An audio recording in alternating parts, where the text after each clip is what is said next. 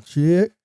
1 2 1 2. When I walk up in the room, y'all know what to do. Ain't nobody playing with you. I'm the one O-N-E. He's an imposter. I'm the real Z. How long did it take you? Took you 15 minutes to take it up. My coffee ain't kicked in. I'm working on adrenaline. Don't be coming at me. I'll take out you and your friends. That's great. That is great. Don't put that in there, man. And these are the reasons why you see I'm the better Z.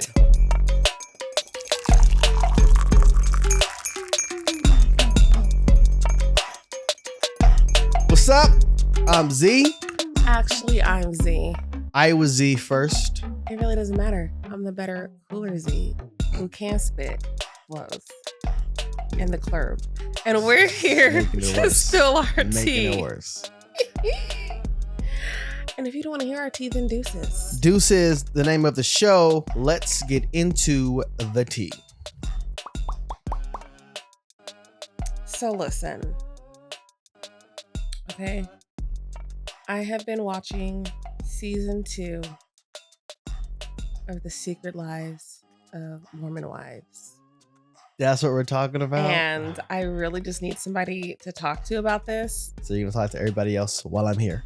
I will say that I saw the on Hulu when I was looking for good things to watch. I did see that. Come ye saints and all like ye sinners. the thumbnail. Mm-hmm. And I was all like, I feel like this is pretty risque for Mormon women.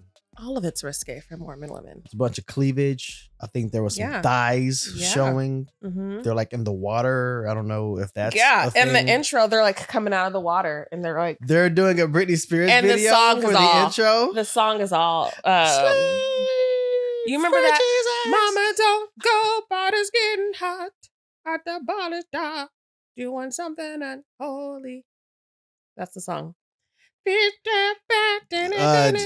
by it the dude? Sam Shepard? Yeah. No, he ain't Shepard. What's his Don't name? do Reverend like Sam that. Cook. Oh, that's why I said Sam Shepard. Yeah. That's crazy. The guy that was in the devil outfit, he was performing that in the devil outfit, and that's who they're. Body getting hot. Isn't that song at the body shop? I don't know if that's the right words. Isn't that song like about doing like something being gay? Unholy, right? With a video. Like you see the video? Secret Lives of Mormon Wives. They're so unholy. Look, I'm about to show you. Oh, okay.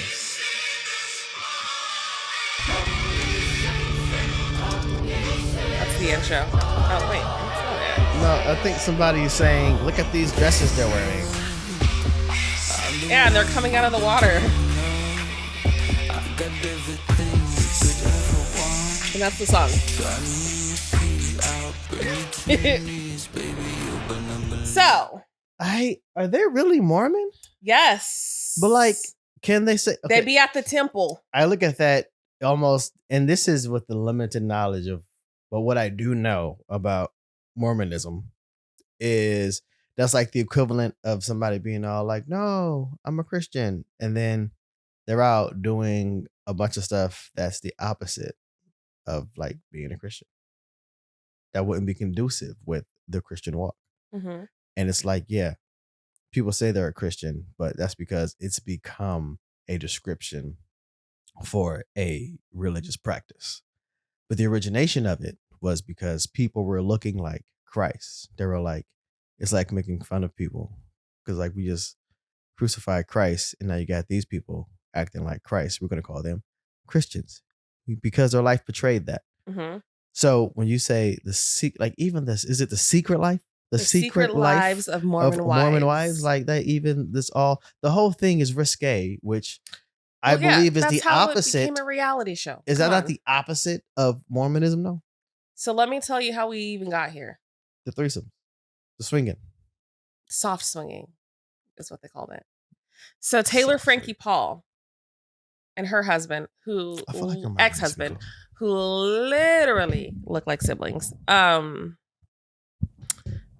that they were getting a divorce because of their soft swinging. The swinging got out of hand. Well, what happened was one of the husbands started having feelings in left field. One of the husband of the other couple started having real feelings for her and told her. And that's what happens when you're giving your body to people. Here's why they call it soft swinging, because nobody actually penetrated anybody else, but they would have their wives kiss, or they would all be having sex at the same time in the same bed, but with their respective husbands, or play spin the bottle and kiss each other. And so he always had a crush on her, and then seen her naked and all these other things, and then he was like just giving in to the lust, which is again something you shouldn't practice as a Mormon. They're swingers. They're swingers. Mormons, I don't believe, endorse swinging. So that's the thing. That's why I'm saying, are they really even Mormons, or are they like, hey, let's get together, guys. Listen, we're young, we're hot. No, they are actually Mormons. And I feel like them being Mormons and how religion often handles sex in general is a reflection of how they got to where they are. Because generally, you're super sheltered. The only thing you hear about sex is don't do it. You meet someone in youth group, you get married at 18, and you don't know anything about life for real. And then you find yourself in a swinging scandal with your friends who went through the same thing. It sounds like you're excusing this behavior. I'm not excusing the behavior. You sure? Because it's like you don't know about life. You find yourself. Are you saying I'm not excusing the behavior? They're naive. So I'm saying I can see how they got there. And one of them, she's not the one who blew all this up. She basically went on TikTok because she was already viral. This mom talk thing was already viral, right? Her big thing was she would pretend she was like the other girl's grandma. People were like, oh my gosh, are you really the mom? Which is stupid. But that's how they started going viral. So she was already viral, and people were like hearing whispers that her and her husband were separating. So she did go on. She blew it up because she was like, yes, I'm getting a divorce. My husband and I were a part of soft swinging. I violated the rules, but she was very forthcoming about everything and telling the truth from jump, which I commend when you have a million people watching you. I can't believe we're doing a part 2 of this. So yeah. So no, everybody's saying it's not. Obviously, the behavior is not okay, but for me, it just makes. I'm like, I just wonder because I look at religion because I'm someone who was raised in religion, and as soon as I stayed a virgin all through high school. As soon as I graduated, I was pregnant by like the second person I ever had sex with in my life because all I knew about sex was don't do it. There was never a conversation of how to be safe. Do you think that's because religion, or do you think that's just because of how our parents were talked to about sex? So they did the same thing? Maybe both.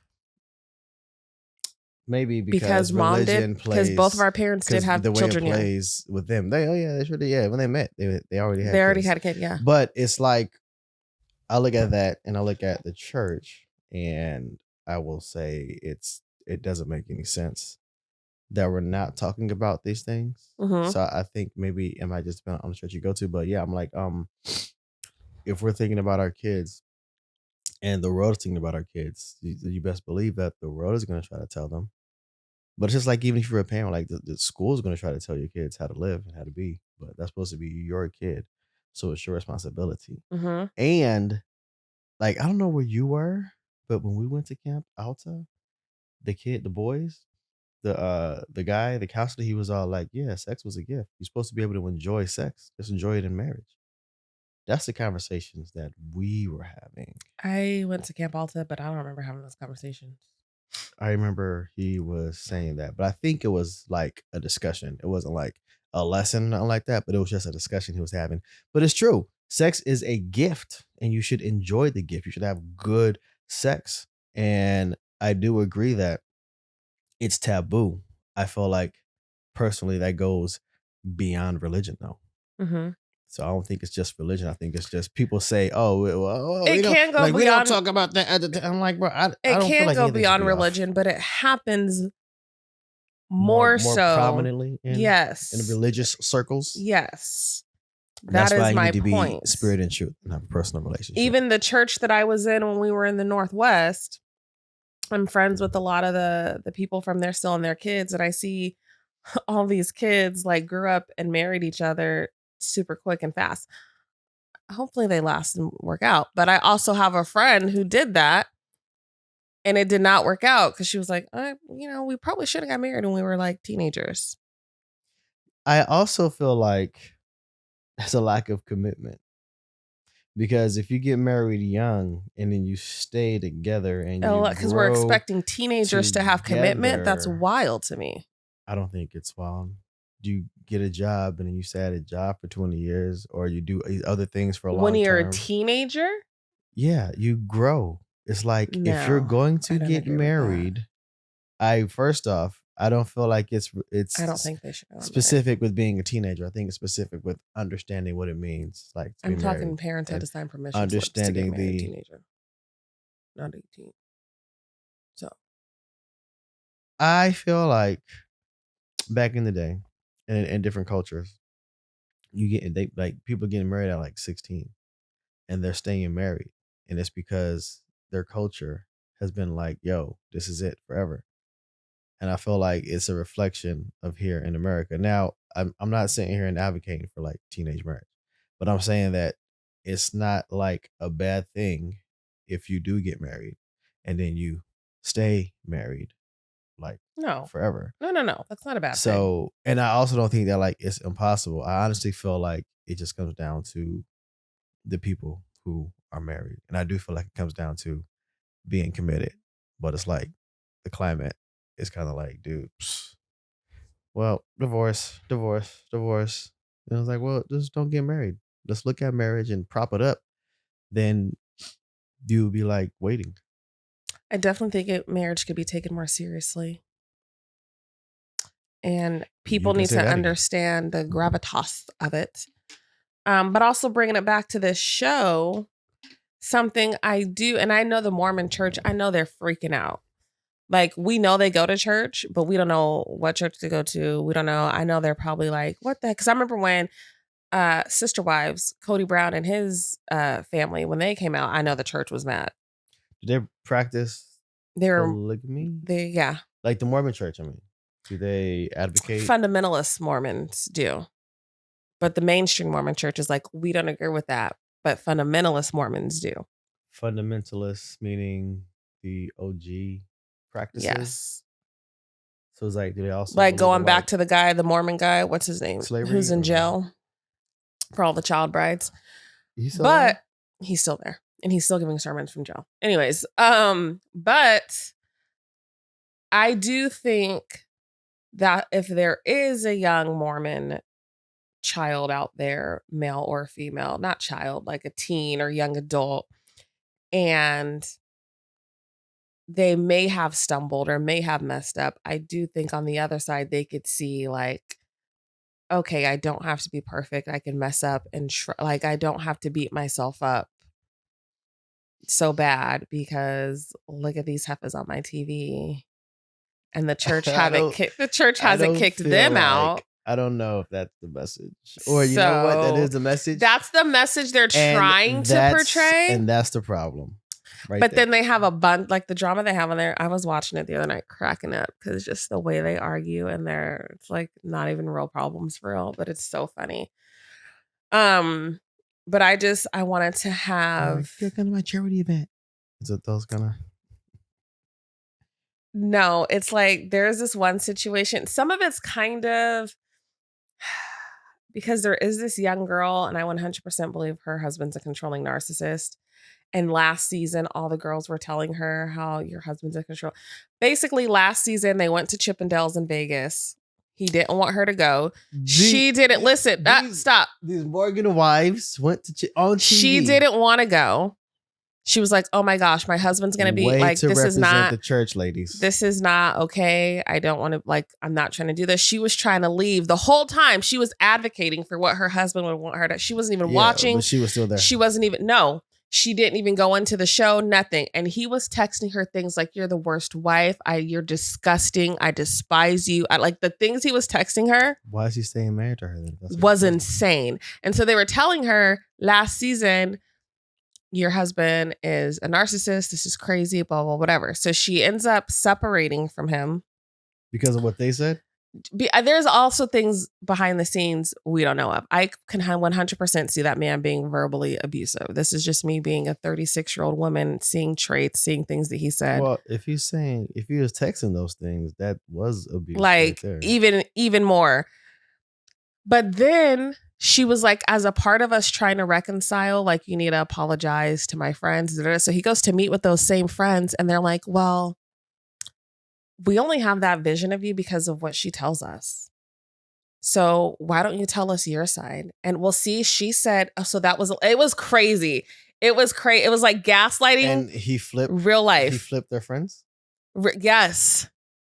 And they were like, how do you know it was gaslighting? Like, two things can be true at the same time. The reason we know it's gaslighting is because last season we literally saw the same girl be like, this man is a narcissist. He does not treat you right. And then tell him the wife was saying that and being like, I've always been an advocate for your guys' marriage. I never told her. Behavior, though, no, stop. I've always been an advocate for your marriage. I never told Jen that she needed to leave you. And there's literally clips of that same girl. You're saying her gaslighting him. He was being gaslit. Her gaslighting Jen in general, because she was having that conversation with her too.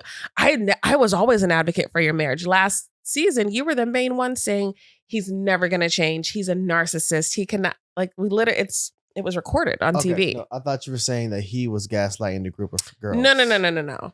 So, well, he too was like, because he has a gambling problem, and they're like, well, she said that you gambled away your medical school money, and he was like, why is she telling y'all and the whole world our business, bro? She told them that. They told the world. And he goes, come on now. He goes, that's a blatant lie. Why would he admit that to you guys, that he gambled away his medical school money if he did do that? Why would he admit that to you girls in this conversation? Because it's the truth, but people don't be. Living like that. I'll be like, oh yeah, I did that.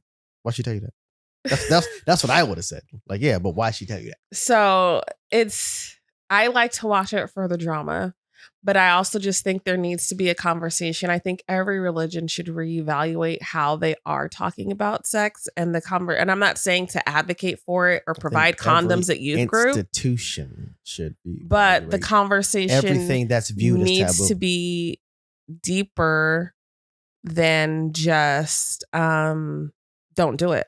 On the other side of that, since we're in reality TV land, there is a show that I'm watching called Polyfamily, and they're a closed quad. So it's a husband and a wife and a husband and a wife, and each husband's wife is the other husband's girlfriend. Sounds stupid, doesn't it? Because there's so much like jealousy and stuff within it. Dumb. And they have kids, and they don't find out the paternity of the kids. What the world thinks is wise, the Bible sees as dumb, and vice versa, and stuff like that. Well, we can just be free and just introduce all this drama into our lives. And it's like, dude, come on, man. Just be like, hey, I want to live how I want to live. I want the drama.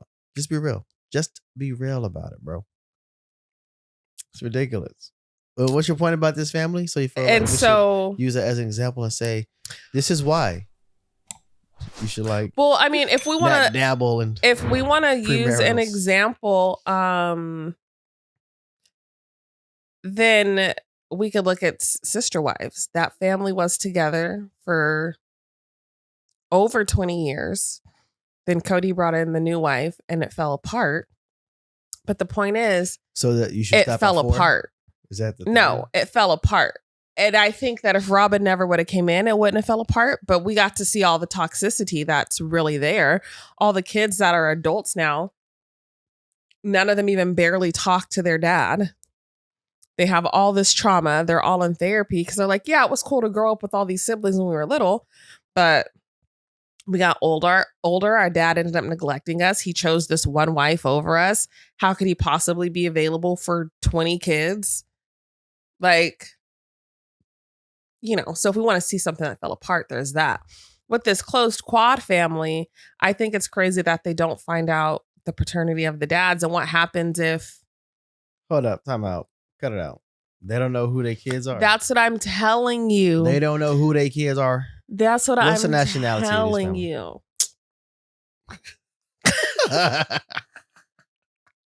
Why? Why are call we? This episode "Getting White Folks Business"? But one of the couples had 2 kids before they came to the quad. Then they had how many did they have? Are they just trying to get shows? Everybody's trying to get shows. Then they had 3 kids, and one wife had one wife had 2. Kids, and because the husband switched rooms each night, everybody want to talk about the Smiths. They don't find out the paternity of the kids. Whoa. Rewind. What do you mean the husband switched rooms each night? Every night. So every night they're just sleeping around with each other? Yes. Unprotected? Yes. They're a closed quad. They trust each other. That's not closed at all.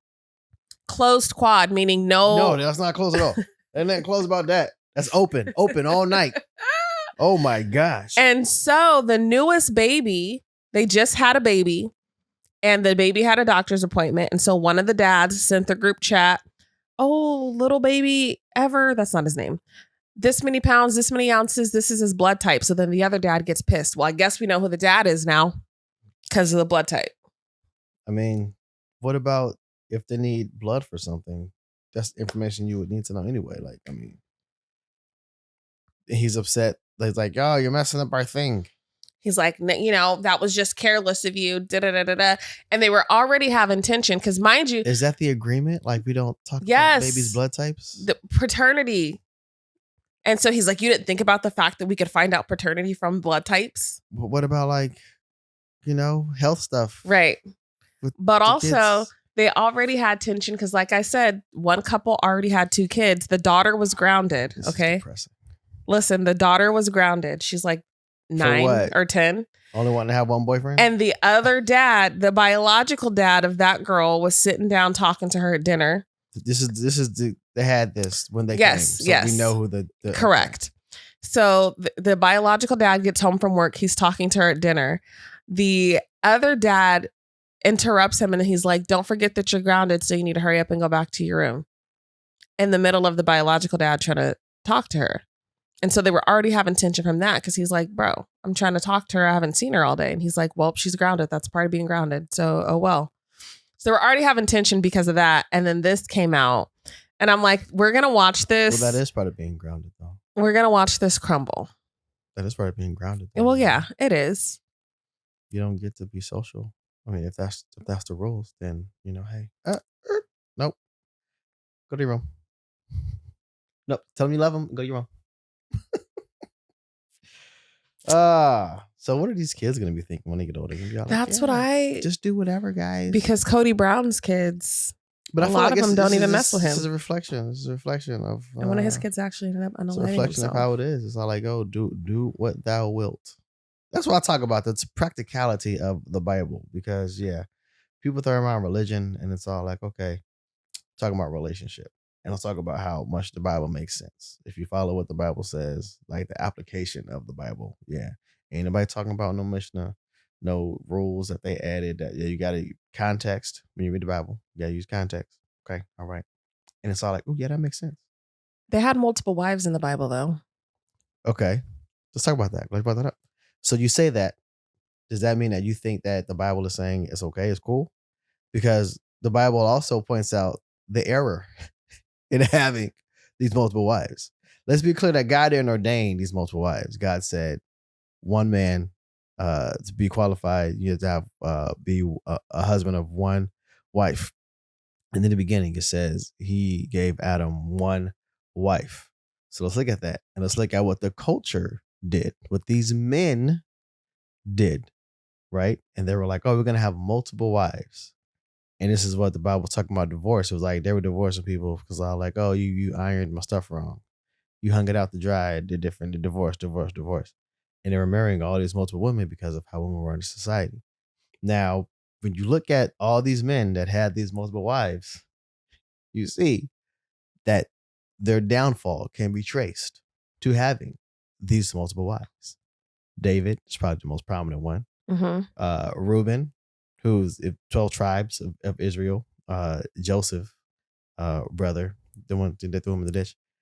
he had multiple wives, and that was a whole thing. And it's like there's all of this drama that comes from these multiple wives. It's all like, yo, nobody's telling you to go out and have multiple wives.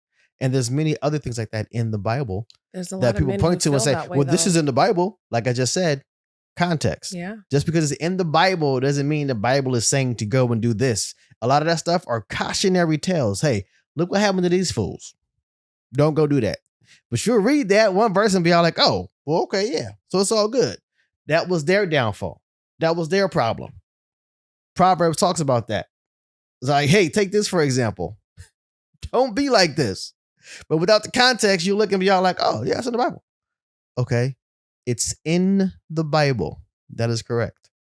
What do you think that means? It's in the Bible. It's in the Bible. No, racism. It's in the Bible.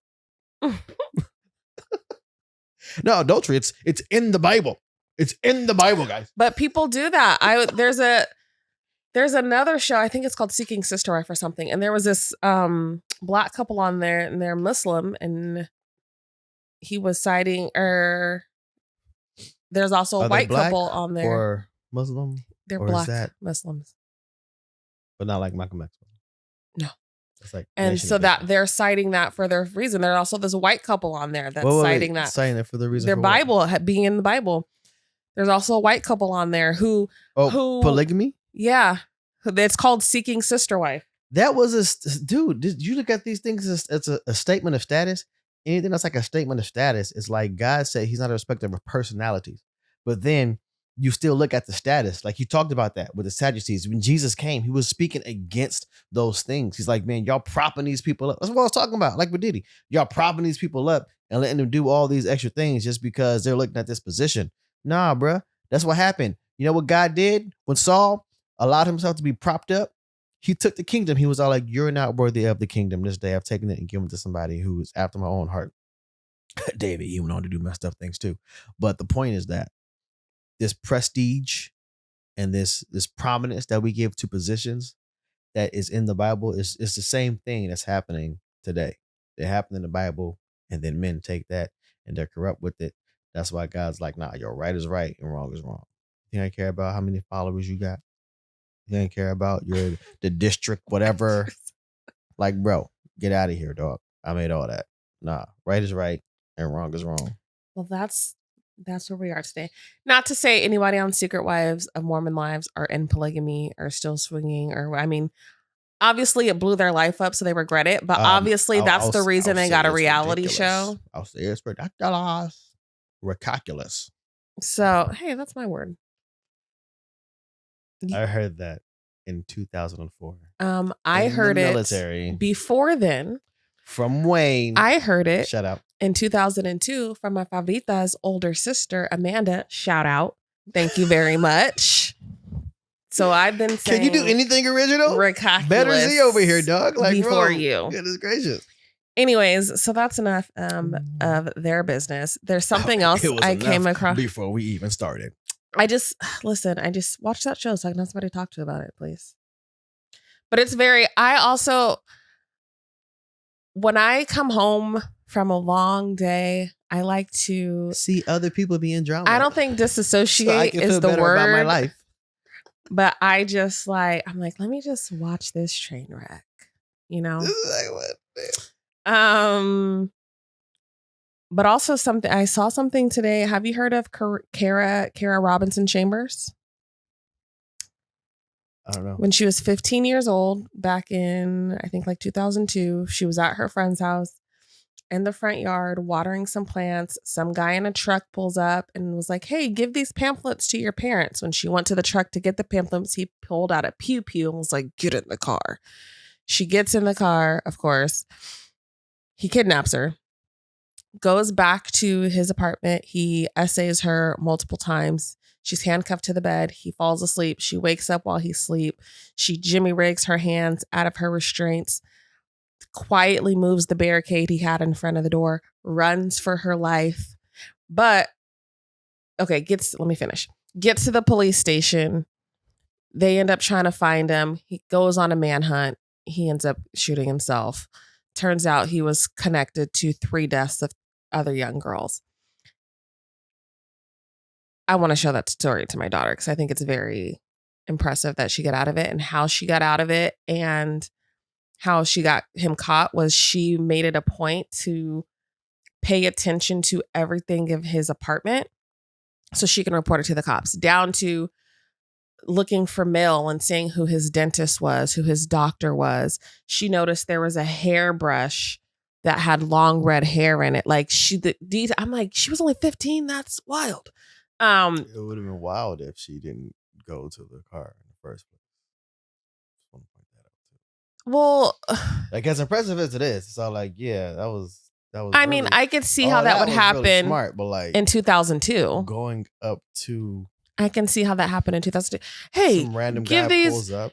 Give these to your parents. I do whatever. Okay, I could see how that could happen in 2002. What's even more impressive about this story is she stayed working with the sheriff's office that did her case and everything. And all through high school, all through college, she ended up becoming a deputy there, which I thought was really cool. And she's like, when's the movie come out? Right? I guess there is one. Is it like it's a Lifetime movie? Yeah. We need like a real one. But she's on TikTok now and she's like, yes, I'm her. That doesn't define me, blah, blah, blah. But like, let's talk about it. It doesn't, but it shaped her. That's what she said. She goes, it doesn't define me, but it definitely shaped me. But I'm just like, that's dope and that's really impressive. And she should. So you brought her up just because it's an amazing story? There's nothing like recently going on? Well, recently she's retrending again on TikTok. That's all. Oh. But yeah, I was like, dang, that's a dope story. And I don't know if 15-year-old me would have thought to let me pay attention to all these details, down to who his dentist and doctor was. Like, girl, you smart at 15. She wasn't smart. It was 2002. Are you kidding me? Why does it even matter? Would you have gone to No. Okay, so I feel like that you know what I'm saying? It doesn't matter what year it is. If it's all like, hey. No, I still remember. Do not go. I still remember the busted red car with the dark-skinned black man with the buck teeth. He had a gap in his lip. Well, maybe I would have paid attention to details. His lip like hung kind of like Bubba Gump, following me home, walking on to Gemini, trying to talk to me. And I was like, leave me alone. I'm only 13. Why didn't you tell anybody? And then I was like, my uncle's a cop. And then he finally, because I feel like I got catcalled and it happened so often that I just didn't even think to, maybe I should report this and like get this person, because all he did was try and he didn't like try to take me. But trying is bad enough because you're 13. Correct. And then you keep on trying. After Predator. I say I'm 13. Predator. For sure. Take a picture. Click. I mean, this is, picture. I didn't even have my Nokia yet. Didn't have a phone. Okay, that's what I'm saying. It's all like, okay, take note. All right, hey, so red, saggy lip, do. That fool could have been at Grace. We don't know. Could have been seeing him at Grace. Like, hey, I would have noticed. Hey. But I wouldn't have noticed. Dad would have noticed. Because we didn't know to notice. You just remind me of, do you remember when Dad? You whispering into these microphones like it's. Do you remember when Dad got in that argument in front of Grace? About me? Was it about you? I was little. Yeah, I don't know what it was that. about. Yeah, my dad always talks about that. I just remember I seen my dad lit. Bullied. I was like, and Dad's a black belt, right? So his hands are registered. Well, they were. He talks about this. It's part of his testimony. He testifies, and he's like, so I was getting bullied. What? No. That's what I thought it was. He was arguing with. It was the kid's dad who was bullying me. They were bullying me, right? Really okay, bad. So it wasn't him. Okay. And he was like, he was trifling. Dad came up and was all like, "Oh, you do to my son," because Dad was like, our dad's 6'5.5", by the way. He whooped him or something like that. He hemmed the little boy up because he was hemming me up.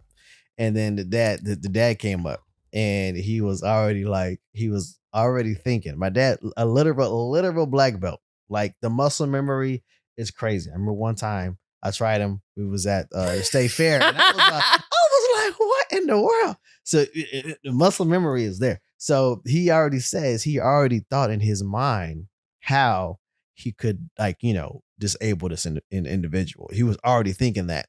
But he was also like, you're a Reverend Shepherd. You're like the youth pastor in front of the church right now. All this stuff like that. And he was all like, Reverend Flag was all like, Shep, don't do it, Shep. We got it. Shep. That's how he talks about it.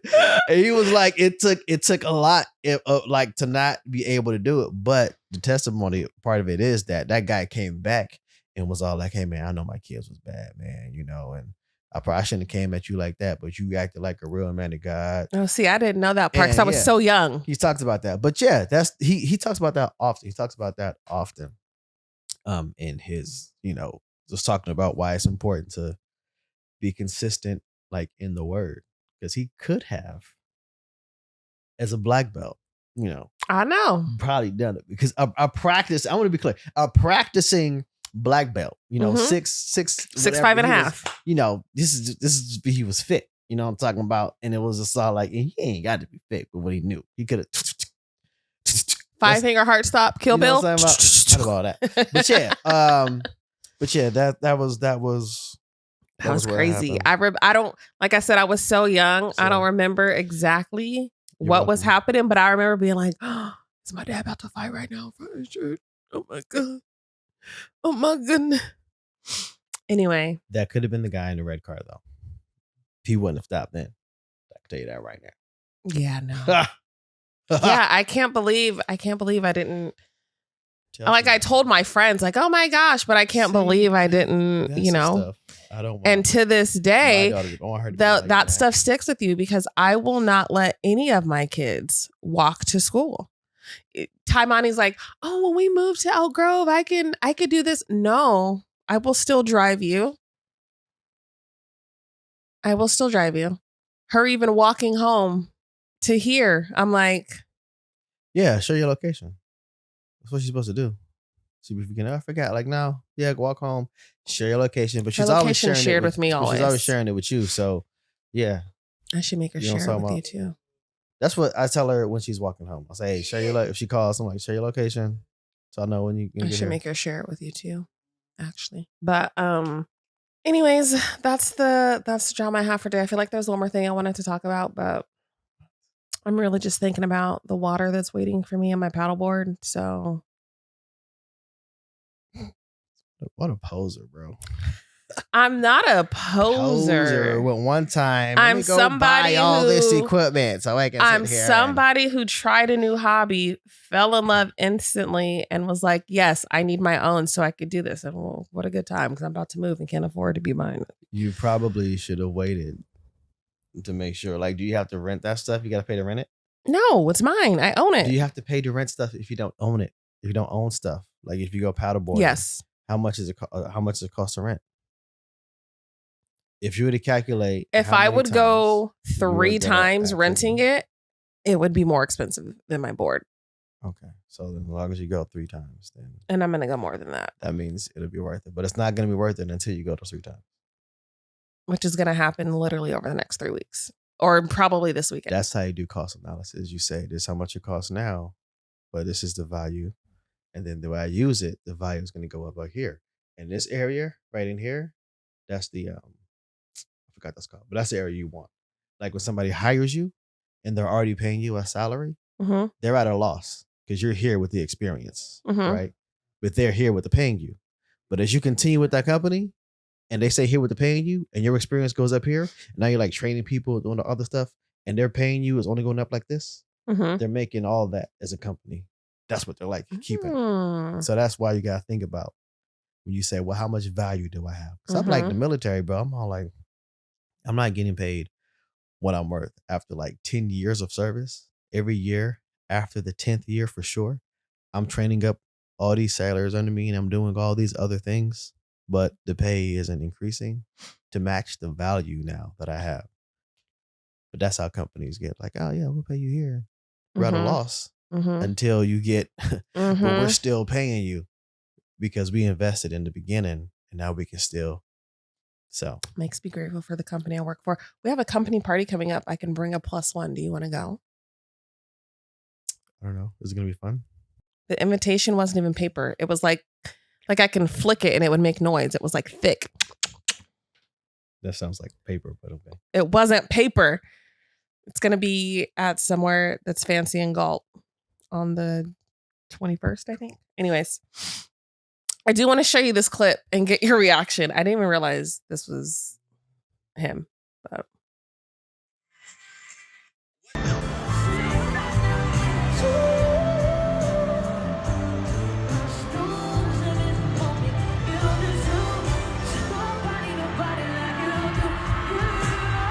is that Justin Bieber?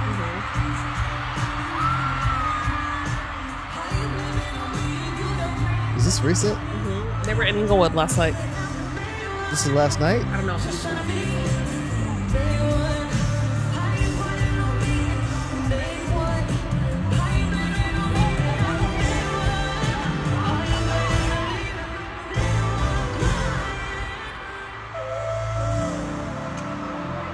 Is he just like really feeling the music?